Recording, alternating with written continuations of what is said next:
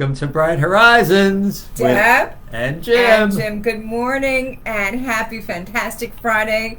We are here with you today. As a matter of fact, we want to thank so much. We're Tisha List for Halloween, and we want to thank Chief Running. Yeah, yes. And I just, what do you have to say to you? Nice of them to fill in for us. Do you fill in any kind of topics that were discussed? I mean, because we watched the show, but we were so busy. Yes, it was just wonderful to see them here for us.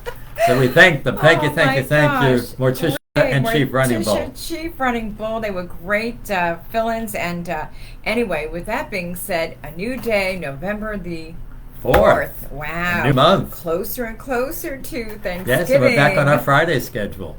Yes, for now. You know us, a yo-yo syndrome, but that's okay. We always are here for you. What is our topic today? Well, we have a couple of birthdays. I just want to okay, that's right. We never go without the on birthdays. Halloween. Imagine having a birthday on Halloween. Yes, there was somebody I'd like to acknowledge for that as well. Okay, go ahead. Kathy Wiedemann Carpenter. Happy birthday. Her birthday was October 31st. So, we love you, Kathy. And Michelle Burke. You know her from Illustrated Michelle Properties? Burke, yes. Certainly. Hi, Michelle. Happy birthday. Belated, but happy birthday to all of you. And a friend of mine who was my fraternity brother years and years ago. Okay. Tom Macaulay, happy birthday. Tom Macaulay, happy birthday. Happy Halloween birthday to all Halloween. of them. That is funny. Yeah, that's a fun day to have a birthday. You could be you could wear your birthday suit. Or you could be whatever you want to be, So yes. It's a great day. And tomorrow is Kerry Evans Morrison.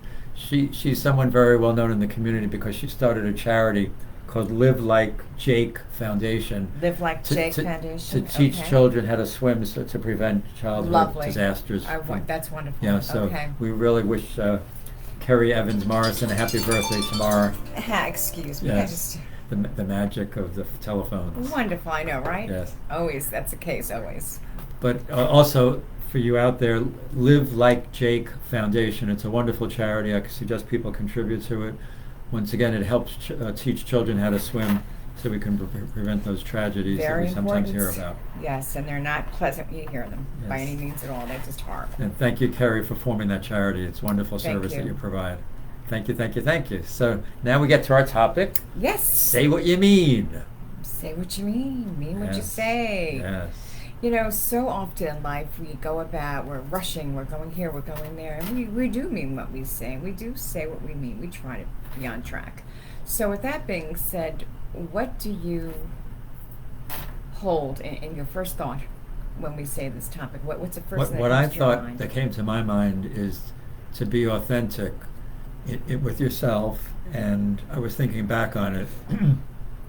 I think there's a need some people have for acceptance, so they don't actually say what they mean because they want to be accepted by a group. That makes sense, yeah. Which I've never been that type of person. No, I was looking back on my life, because even when I had friends as children, I never was really the type that had to be part of the group, or to conform to what a group wanted me you to were do. You were a leader, and you did your own thing. You went your own way, right? Yeah. That's pretty much how I was. And I think, unfortunately, a lot of children, going back into childhood, that's where this starts, because they want to be a part of the group. And I was thinking of that movie, Mean Girls. Did you ever see that movie? I've never seen it. Yeah. No, I've heard of it. It was about high school students. It happened to be girls, but it happens to boys too. Where bullies, right? Yes. No, where that's not good. And it's very cruel because they want to be in with everybody else in high school. Yeah, but there's no reason to be a bully. And then they see a girl who's not, who might not be as pretty or might not be athletic, so they have to pick on her. Yeah. And if you don't pick on her, then you're not part of the group. Exactly. But that's the way it's always been. It's a shame to say, but it's true. But we want to highlight it because we want you out there, if you have any influence on children, encourage them to be themselves and not be part of a group. Absolutely. Authenticity. Right. Absolutely. Right. Meaning, what does it mean to me what you say and say what you mean? It means it's usually about consistency, as Jim was just saying, and between one's words and subsequent related behavior. And children, especially children, they're so impressionable and they take everything to heart. And it's a rough age, certain ages for a child. Right. But meaning what you say implies that you can carry through, whatever limit you set forth when you say what you mean. So and when you do say something, you need to be in a position where you're going to back it up. Absolutely. What you actually mean is what you say. It shows and allows you to back it up. Right. more confidence in yourself. It allows you, as you're acting in one principle, you're, instantaneous in another. So by communicating openly and, letting the words come through very clearly. With that being said, we can see how the two go hand in hand. Right. Saying what you mean and meaning what you say. That is basically. Yeah. Always, you don't think about it until you ever go into like a situation, whether it's an open conversation you and I are having right now. We're discussing, hi Jim, how are you? Then you think back of the things that you wanted to say but you didn't say and you could have said. Right. It's just human nature. We do that. It comes to mind, but then you're like, oh my gosh, this is really not what I was feeling at the moment. I could have said more, or I should have said something that was more poignant. Or and sometimes that arises when there's a little bit of a sad situation that you want to try to console someone or be a counselor for, and you're trying to think, oh, how can I help the situation? And then you leave it, and then you realize, oh, I should have said this, I should have said that. Right. That is so often. Right. Yeah, the other day, as a matter of fact. So yeah, I was watching one of our favorite sitcom shows. Everybody Loves Raymond. A lot of wisdom in that show. I enjoy actually. That show. Greg and I both. And last night happened to be one of the episodes. It was funny. I was laughing because I knew that we were going to be discussing this topic today. Say what you mean. And this episode was they were all snowed in, the family. They're all together for a long period of time. No electricity, and they were all set. Raymond and his wife Deborah were supposed to go up north. Of course, the airports were closed, and they ended up, since they were right across the street from one another, the mom, the dad, all the family, whoever watches, they wouldn't love it. Everybody Loves Raymond knows how it's set up. Funny, dysfunctional family, but hysterical. But they end up together. They have candlelight going. They've got food, and then Frank gets up, and they're trying to show Ray Romano how, and his brother, Robert, they're trying to show them how the dancing is done in like way out funky type of moves. And Frank's like, oh, come on, that's not how it's done. So he goes back to the waltzing and the beautiful elaborate dancing that Ray's different generation. Yeah, a whole different right. generation. So he no, anyway, Deborah gets up to dance with the father, and she's like, oh, Frank, I can't believe I'm having this kind of fun with you. I can't believe I'm having fun with you. So he says, what do you mean you can't believe? Well, you know what I mean, Frank. No, I don't know what you mean, Deborah. You know what I mean. A perfect example. What she was so used to was him coming over with Marie, the mother, saying, oh, hi, any food? Okay. And then Frank's sitting there opening up his pants, watching the ball game, scratching his tummy, like kind of like an all in the family type of an atmosphere. But it was funny because it's so true that she saw him in a different light. I can't believe I'm having this kind of fun. So she hurt his feelings. He went outside, and it was snowing, and as she goes out to get him, she says, Frank, I'm so sorry, I didn't mean that. He goes, oh, it's okay, Deb, but he had to have time, I guess, to think about it, and so did she. So I just had to bring that up because I happened to see it last night. Yeah. That's what I was saying. Yeah. Some of those situation comedies, there really is a lot of wisdom. Yeah, absolutely. Or the theme of a show is a lot of that was All in the Family. Oh, what a funny Archie. Stifle it! And whenever Edith tried to say stifle it, she was always so sweet and too nice to even go boo. Right. But she'd go, stifle! Archie!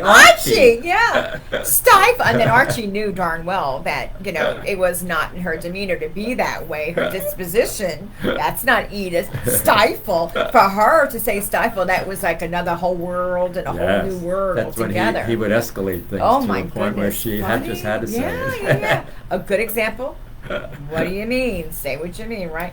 Oh my gosh. And those two examples are very interesting because family dynamics very oftentimes will enter into it. And maybe there are lessons to be learned there too. Yeah. Sometimes some of the family members are more gregarious, others are shy, but maybe we should think if we are the shy one, we really should vocalize our opinions and not just be in the background. Sometimes we really need to take the initiative and say what we mean. Right, like constantly asking, you know what I mean. It's an attempt to flatter one's ego. And I just got done alluding, it's clarification. But great example in the family. And everybody loves Raymond. But I looked up what the Bible says about doing what you say. And chapter 5, verse 12 are the words that Jesus spoke. Matthew, let your yes be yes and your no be no. In the Message, the verse reads, and since you know that he cares, let your language show it. Read that again. Interesting. Read that again, please. Chapter 5, verse 12 are the words that Jesus spoke. Matthew 5, 3, 4, 37. Let your eyes be yes, and your no be no. In the Message, the verse reads, and since you know that he cares, let your language show it. Very poignant. Yes. And that hit home with me, so I had to write it down and had to share that this morning. Very poignant.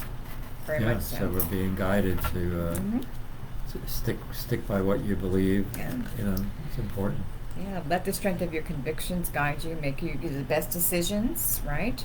And take the best actions. So, yeah. It's more important than how you say it, basically, and what you do, the actions that you take, more important than the words you say. I mean, you could really think very strongly about all of this and go on and on and on about the complete strength that this message has.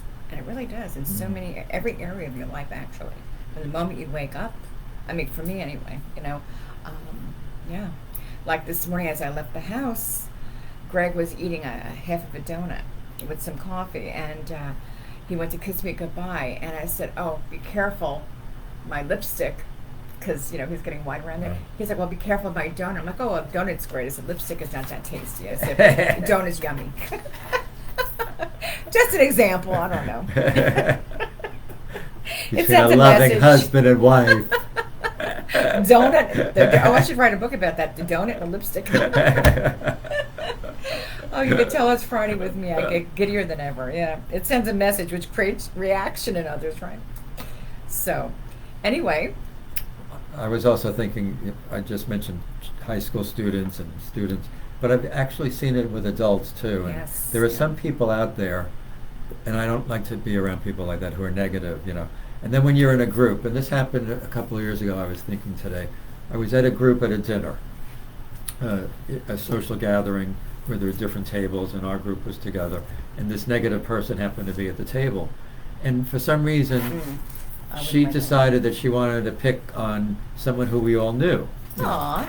Now this gentleman is Native American, and he grew up in a with a tribe, and then he moved down here to Florida. He doesn't look Native American, so she's casting doubt as to whether he really was Native American. Oh, for crying out loud. It made no sense. That's ridiculous. And I finally said, I know he's Native American. Good for you. Because I've been at his home, I've seen his family photos, Good and for you. He is Native American. Good for you. I mean, I don't know why some people feel like maybe it they elevates them. They have to justify or something. I know. Yeah, it's terrible. So if you're ever in a situation like that, speak up. Don't let someone absolutely yes hurt someone. There was no reason for that type of behavior. But we what always. What is the pattern for that? For crying out loud, I know. But stop and think about what we're saying, and often we're oblivious to the positive or negative. I love what you did. You interacted and you said what you said, and that was perfect. It was spot on, Jim. It affected our words, and her words, I should say. It was an effect on you, and on everybody else. I'm sure. The people around us. Words can uplift, they can inspire, they can motivate. The momentum at hand. So hey, good for you. You never want to really hurt someone like that. No, of course not. I was telling Jim that there is a song. It goes way back. It's called "Let Your Yes Yeah." Which were those biblical words that you used? What? Let your yes be yes and your no be no. Oh wow, that's right. So they might have picked that up. Let your yes be yes and your no be. I say let your yeah be yeah because there is a song that sings that the lyrics are spoken like that. They are sung like that. Let your yeah be yeah. But here we go. It's by the Pioneers years ago. And when was this? Eat it. Be telling me no. I tried to eat it. Maybe driving crazy. I can't tell it like it is. You gotta let your yeah be yeah and your no be no. All right. You gotta let your yeah be yeah and your no be no. So that's funny that you brought that biblical.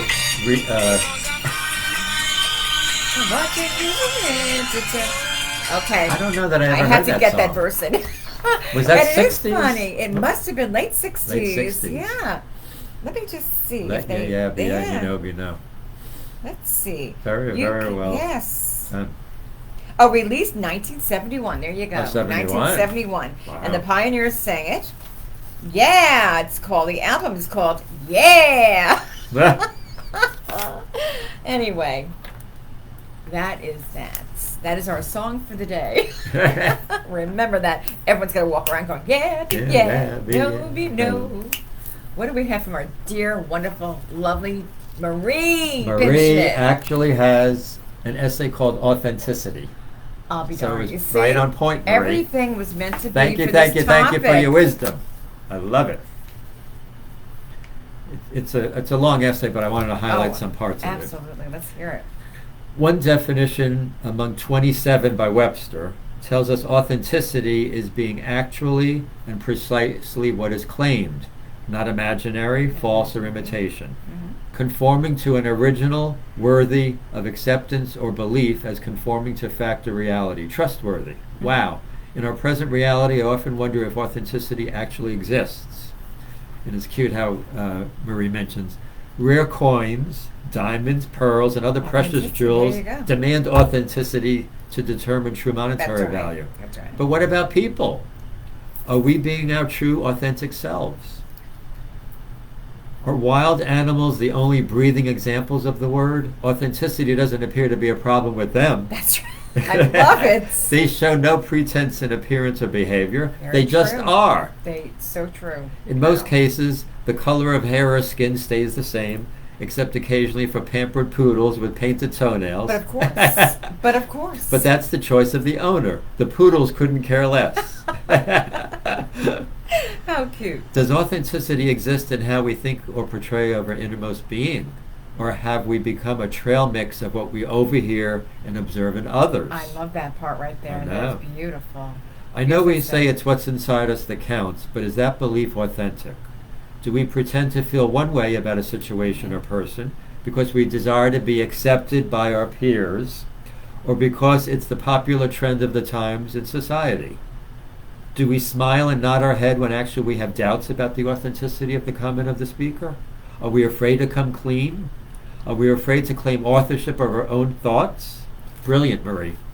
Are our thoughts genuine, or are they a compilation of what we are fed ad nauseum by the huge mainstream environment around us? Like rare antiques, perhaps we should examine ourselves more thoroughly. Have we allowed ourselves to be scrubbed and polished by outside forces until we as people, or even our words, no longer are value? Has our true image been augmented, photoshopped, and faux painted, varnished, or stained until we're no longer authentic works of art? Does our real self lie incognito under numerous layers of camouflage? Wow. I love this, Marie. This is awesome.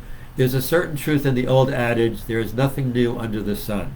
Can't we come up with a modicum of originality in our thoughts and methods of expression? Aren't we tired of copycat lives we live and observe in others? We have conformed to style or what's in until we all look the same, act the same, or even think the same. Have we become too lazy or uninspired to strive for originality? That's an important point, originality. Very much so. Very much so. Is that why we have become a world of consumerism, believing that stuff makes us happy? Perhaps we need to begin rejecting some of these outside influences and think and act for ourselves as long as it's within the law. Doesn't the desire to do something unexpected or not giving a hoot if you're going outside the title of opinion Hoots, make I you love feel it. good inside? To thine own self be true. Oh, how See? beautiful.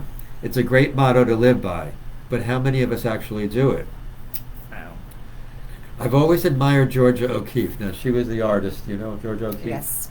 Yes. She left the New York City scene and moved to I don't know if it was New Mexico or Arizona. Arizona.